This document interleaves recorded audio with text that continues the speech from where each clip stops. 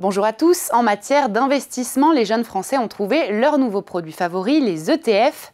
Selon une étude de BlackRock, l'engouement est même spectaculaire, plus 117% de détenteurs en un an, un record en Europe.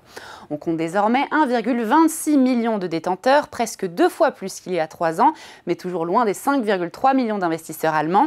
Pourquoi un tel raz-de-marée? Les jeunes épargnants privilégient surtout la diversification, la simplicité d'achat et le potentiel de rendement, une porte d'entrée idéale dans l'investissement.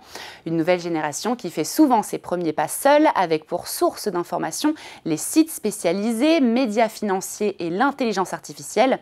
Aujourd'hui, 52% des détenteurs d'ETF ont moins de 34 ans en France. Et l'éducation financière était à l'honneur cette semaine. Boursobank, leader du secteur depuis 20 ans, s'est associé à la Paris Investor Week, organisée le 14 novembre à Paris, au Palais Brongniart. Investisseurs particuliers, sociétés cotées, entrepreneurs ou encore professionnels de l'investissement, en tout 5000 personnes et plus de 80 intervenants étaient attendus pour une journée dédiée à la pédagogie et au décryptage des enjeux économiques. Un sujet que Boursobank maîtrise particulièrement bien avec son modèle de banque média. Elle propose un accès gratuit à du contenu d'actualité, d'analyse, des vidéos pédagogiques ou encore des webinaires. Des programmes qui attirent de plus en plus de jeunes. 44% des participants aux Bourso Campus sont âgés de 18 à 35 ans, preuve que la demande est bien présente. Et c'est un tournant majeur pour le e-commerce low cost. Les ministres des Finances de l'Union européenne viennent d'approuver la fin de l'exonération de droits de douane sur les petits colis importés de moins de 150 €. Une mesure attendue, certes, mais l'Union européenne accélère. La taxe s'appliquera dès le premier trimestre 2026.